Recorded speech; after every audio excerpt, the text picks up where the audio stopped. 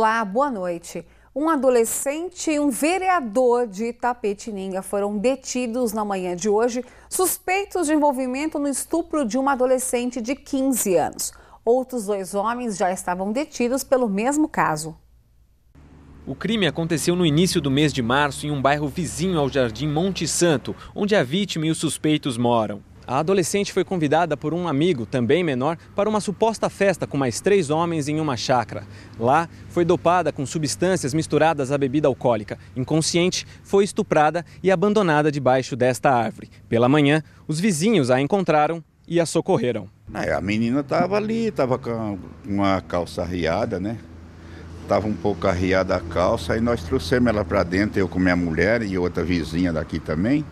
Aí sentamos elas ali e depois aí eu chamei a autoridade veio a polícia feminina. Após investigações da Delegacia da Mulher, se concluiu que o vereador do PSDB, Douglas Matheus Monari Ribeiro, conhecido como Douglas da Farmácia, é cúmplice do caso de estupro. A prisão dele foi decretada por suspeita de coação de testemunhas. Foi esclarecido que ele participou ativamente porque ele passou para pegar a menina, depois ele retornou à chácara, ofereceu bebida alcoólica e, além de tudo, posteriormente, ele estava indo à casa de testemunhas para que elas não o comprometessem. Nossa equipe tentou falar com assessores do vereador na Câmara Municipal de Itapetininga, mas...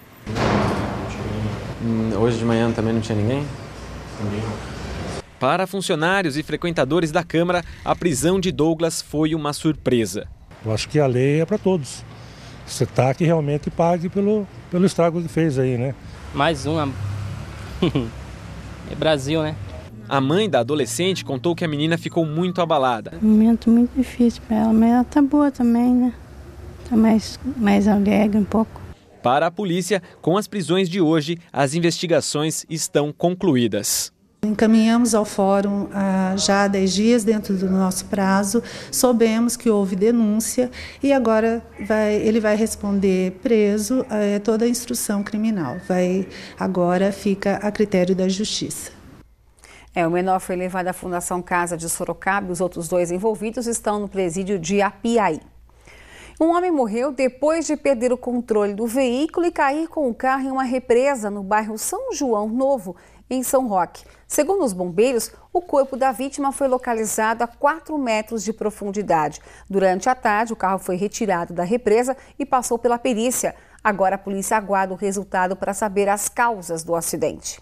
Nesta quarta-feira pela manhã, em Sorocaba, a Urbis fez uma blitz para orientar motoristas. Entre as dicas, o uso correto da cadeirinha para crianças. Agentes de trânsito e educador com o mesmo objetivo, orientar. Motoristas receberam folheto sobre o uso correto dos dispositivos de segurança. A gente está fazendo aqui uma campanha sobre o uso correto do cinto de segurança. Ele disse que muitas pessoas ainda não usam. Dona Célia não dirige sem o cinto. O problema é esta presilha. O uso é proibido, já que acaba com a função do cinto: segurar o motorista rente ao banco. Fiquei sabendo agora que o moço orientou, já tirei. Vai continuar usando ou não? Isso aqui não, né? Não pode, não usa. Fazer o quê? Segurança primeiro. A blitz educativa realizada na frente desta escola na Zona Norte circula por vários pontos de Sorocaba e não tem data marcada para ocorrer.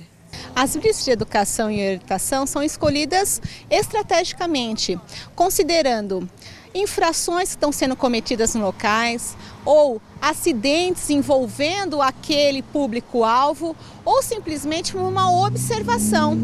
O transporte correto de crianças foi outro tema abordado na blitz. Não há justificativa para a Urbis. Mesmo assim, Dona Ana diz que não teve tempo de pegar as cadeirinhas que estavam no outro veículo da família. Um caso mesmo de emergência, que meu marido, a gente precisou trocar o carro, ele saiu e a gente esqueceu. Eles têm a consciência, ainda eles falaram: mãe, cadê meu cadeirão? Os dispositivos são obrigatórios para crianças de até 7 anos e meio. O tipo bebê conforto deve ser usado até 1 ano de idade ou até a criança atingir 13 quilos. A cadeirinha é para crianças entre 1 e 4 anos e que pesam até 22 quilos. Já o assento elevatório deve ser usado até 7 anos e meio ou até 36 quilos. Após esse limite, o motorista não é multado, mas o item segurança pode ficar prejudicado se a altura mínima não for respeitada. O cinto de segurança foi feito para uma estatura de, no mínimo, 1,45 m. Caso a criança já tenha mais de 7 anos e meio e ainda não tenha 1,45 m, permaneça ela no assento de elevação por uma questão básica de segurança. Um acidente entre dois carros deixou parte da Avenida Armando Panunzio interditada na madrugada de hoje em Sorocaba. Os veículos se chocaram violentamente em um cruzamento. Um dos motoristas foi socorrido com ferimentos leves e encaminhado ao hospital regional. Março é o mês de combate à tuberculose. Segundo a Organização Mundial de Saúde, é a doença respiratória que mais mata no mundo. Pensando nisso, Jundiaí intensifica a campanha nessa época. No raio-x é possível identificar o estrago que a doença causa no pulmão. Basicamente ela faz uma cavidade no pulmão, então essas cavidades elas são riquíssimas em bacilos. Então quando o paciente está com a tuberculose e tem uma cavidade no pulmão, ele tem um grande risco de estar transmitindo. A principal forma de combate é a prevenção. A senhora sabe o que é a tuberculose? Sei, mas eu não sei como preveni-la. A vacina do BCG, que é uma vacina que dá no recém-nascido, que vai prevenir contra as formas graves da doença. A segunda forma de prevenção é fazer a busca ativa, intensificando a procura dos pacientes com tuberculose. E a terceira é o tratamento, basicamente, né? E a avaliação dos comunicantes. Então, quando a gente identifica um caso de tuberculose que está transmitindo a doença, a gente obrigatoriamente tem que fazer raio-x em todos, a baciloscopia de escarro e aquele teste do braço, que é o teste de PPD ou teste tuberculínico. O exame, depois de feito nas UBS, vem para esse laboratório, responsável pelas análises de toda a região de Jundiaí.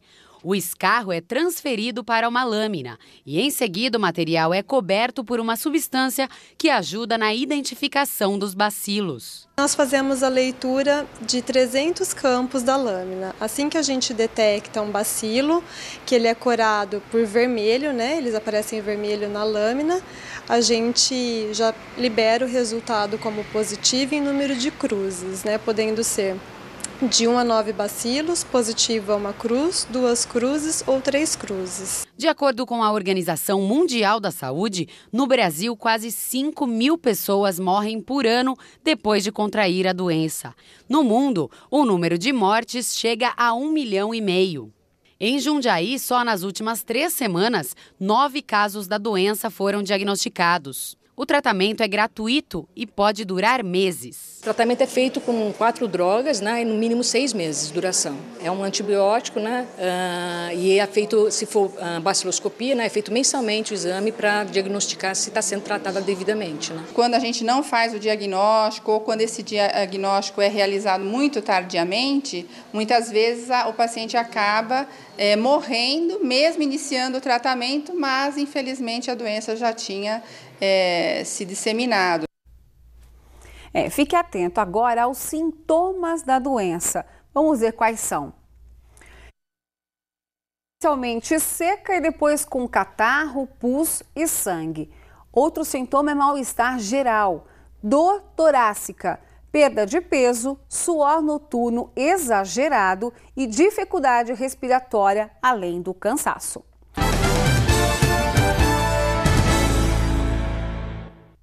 Agora vamos falar de um assunto que interessa a muitos e cria polêmica. Eu estou falando dos direitos do profissional doméstico. Vamos ver o que diz a legislação vigente. Carteira de trabalho devidamente assinada, licença maternidade, férias anuais remuneradas com 1/3 a mais do salário, direito a feriados civis e religiosos, repouso semanal preferencialmente aos domingos, 13º salário, estabilidade em caso de gravidez, aposentadoria por idade, aviso prévio de 30 dias em caso de demissão, vale transporte, licença paternidade de 5 dias e auxílio doença do INSS. Bem, hoje foi aprovada pelo Senado uma alteração da lei que deve ser comunicada em Assembleia na próxima terça-feira. E sobre esse assunto eu converso agora com Luiz Henrique Ferraz, que é secretário adjunto da OAB de Sorocaba. Boa noite, obrigada pela participação. Quais são as principais alterações, mudanças? Basicamente, o que dá impacto é o recolhimento do fundo de garantia, né? Uma jornada não superior a 44 horas semanais, 8 horas diárias, e mais 4 no sábado, ou uma jornada de 7 horas e 20 durante os 6 dias da semana. E também a questão que pode impactar também a questão da hora extra e do adicional noturno. Basicamente, esses são os eixos norteadores da PEC 66/12. O senhor acredita que essas exigências dificultam a contratação desse empregado doméstico ou não? Eu acredito que num primeiro momento, tudo que é novo no país, as pessoas têm medo. Mas a médio e longo prazo, não. Eu acredito que a formalização das leis, a expansão desses direitos que eram direitos assegurados a outros trabalhadores, que não as domésticas, vai soar bem para o país, porque você valorizando o empregado doméstico, o salário de outros profissionais também aumenta. Agora, em relação a falar dos empregados domésticos, quem são esses profissionais para quem está em casa entender melhor? Sem dúvida, são as babás, né, os jardineiros, as empregadas domésticas em si, os cuidadores de idosos, que são uma categoria nova aí, o país envelhece, essa categoria ela ganha espaço, e também motoristas de residência, e cozinheiras também são enquadrados como empregados domésticos. Agora, a gente sabe que é fora da lei, mas é comum acordos, né, entre o funcionário e a dona de casa, enfim, quem vai contratar. Eu não quero ser registrada para não ter o desconto, e aí vamos fazer um acordo, você me paga só o assino que eu recebi. Como é que fica essa situação perante a lei? Isso é válido? Depois, se ela pensa em entrar na justiça para rever os direitos, como é que fica essa situação? Não é válido. O empregador, a dona de casa, ou o marido que registra a sua empregada, é obrigação do empregador, obrigação da pessoa que registra. Não compete ao empregado falar se ele quer ou não quer ser registrado. E se a empregada doméstica procurar a justiça trabalhista, vai ter todos os direitos assegurados. Vai ganhar, e se pagou-se mal, a gente fala no mundo do direito, paga-se 2 vezes. Então, faça um controle de ponto, de jornada de trabalho, né?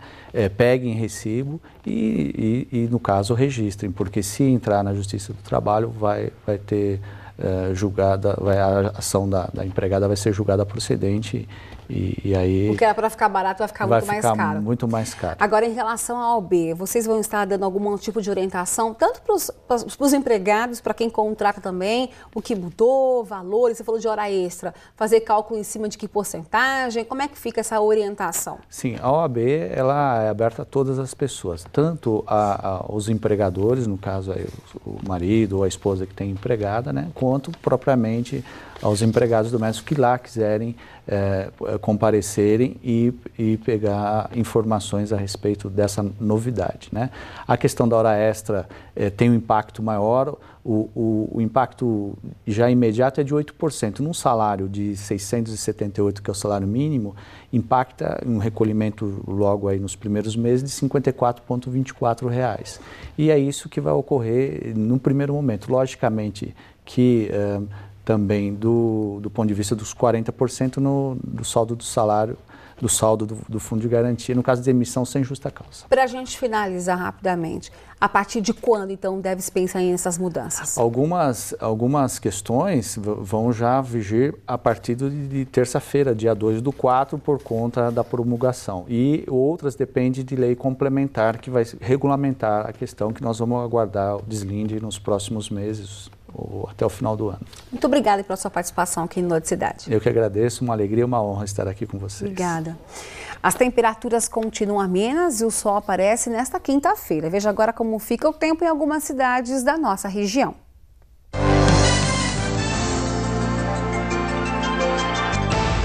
Em Várzea Paulista, a mínima prevista é de 16 graus e a máxima chega aos 27. Mesma previsão para Cesário Lange. Em Mairim, as temperaturas ficam mais baixas, mínima de 13 e a máxima não passa dos 25 graus. Em Porto Feliz, a máxima chega aos 28. Agora o assunto é basquete. A LSB perdeu em casa ontem à noite para o time do Paulistano. Veja como foi o jogo. A imagem de Kenny Dawkins no fim do jogo retrata o sentimento do time. Decepção. Não gostei, lógico, eu não gosto de derrota. E o jogador tem que sentir também, né? Acho que ficar conversando no final do jogo, perdendo. Não, é os guerreiros, não é? Guerreiro tem que cair, lutar. A decepção é porque o time sabe que dava para ter vencido. Durante a partida, as duas equipes que tinham campanhas idênticas na competição brigaram muito. No início, a LSB se ajudava. Quando um errava, o outro consertava. Em alguns lances, todos acertavam, como nessa jogada que começa na raça do Dibem, passa pela genialidade de Dawkins e acaba com Soró. Kenny, aliás, jogou muito, foi o cestinha do time, 27 pontos. Teve atleta que em alguns lances resolveu jogar sozinho. Olha o que o Desmond fez. Mas ele jogou junto também. O problema é que do outro lado tinha um time que queria garantir a classificação aos playoffs. E conseguiu. As bolas do time da casa já não caíam mais. E o paulistano aproveitou. Fim do jogo, 78-73. Faltou o foco. O jogador precisa pegar o foco melhor, saber que é um campeonato que você tem que estar ligado o tempo todo. Agora, para garantir a classificação, basta o time vencer um dos últimos 3 jogos. A primeira chance já é sábado contra o Pinheiros. É o último jogo em casa antes dos playoffs. Vamos acertar, esse campeonato é assim, não é de ninguém. O Paulistano ganhou hoje, como pode perder amanhã, e a gente pode ganhar do Pinheiros e assim vai. Depois desse jogo, o técnico Rinaldo Rodrigues dispensou o ala armador Fabrício. O motivo, segundo ele, é que o atleta já não se enquadrava mais ao esquema da equipe. Sorocaba sediou hoje o Festival Gastronômico do Estado de São Paulo. Mais de 200 receitas foram inscritas. As 10 receitas foram selecionadas dentre 225 que se cadastraram no concurso. Todas elas estarão em um guia gastronômico formulado pelo governo do estado. A ideia é resgatar a identidade da comida paulista. São Paulo, como um estado que acolhe, acabou sofrendo a influência de várias outras gastronomias, a capixaba, a baiana, a mineira. E aí a gente está nesse trabalho de resgate, de estabelecer uma nova identidade ou de resgatar a identidade da gastronomia paulista. Por isso, a maioria dos alimentos são típicos da região. Seu Roberto de Mairinque apresentou um prato tropeiro, tudo feito na hora. É a chamada queima do alho. Foi criado de improviso, assim, entendeu? Entre os vaqueiros, os boiadeiros, que iam levar a boiada para o frigorífico. E nesse meio tempo, sempre um cozinheiro, ele ia sempre um pouco à frente, onde ele já ia preparando a comida para os vaqueiros, né? E essa comida foi inventada assim, em vez de se chamar assim, vamos fazer uma comida, o pessoal fala, não, vamos queimar um alho. De Piedade, cidade responsável por 90% da produção de alcachofras do país, a chefe não poderia apresentar outro ingrediente. Nós criamos um prato. Na verdade é uma entradinha bastante saborosa, que é o fundo de alcachofra, que é o filé mignon da alcachofra. Aí nós fizemos um molho branco, um recheio de molho branco com 3 queijos, que é o queijo mussarela, o queijo gorgonzola e nós finalizamos com queijo parmesão e vai para o forno gratinar. Tiveram aperitivos também, como o pão de amendoim e o kibebe. E claro, todas essas opções estão à disposição de quem quiser provar. O público que não é nenhum especialista vai poder provar cada um dos 10 pratos. Depois vai votar no predileto. Os 5 primeiros vão ganhar um prêmio. A partir do festival, onde vão ser escolhidos 5 pratos característicos aqui da região, que utilizam ingredientes regionais, nós vamos fazer uma etapa em junho, final, com os 30 pratos selecionados em cada uma das 6 etapas. Estou achando muito importante trazer isso para Sorocaba, né? Dar uma valorização para a região, os pratos da região, muito importante. Bom, né? Bem próximo do jantar. E os 5 classificados para a final, que acontece em junho na capital, devem ser conhecidos às 9 da noite de hoje. E quem quiser provar os pratos, ainda dá tempo. É só ir até o Senac de Sorocaba, que fica na Avenida Nogueira Padilha, número 2392, na Vila Hortência. Olha, vale a pena. A gente fica por aqui, tenha uma excelente noite. Assista agora ao SBT Brasil e amanhã cedinho, às 7 horas, Noite Cidade Manhã com o Fernando Matos.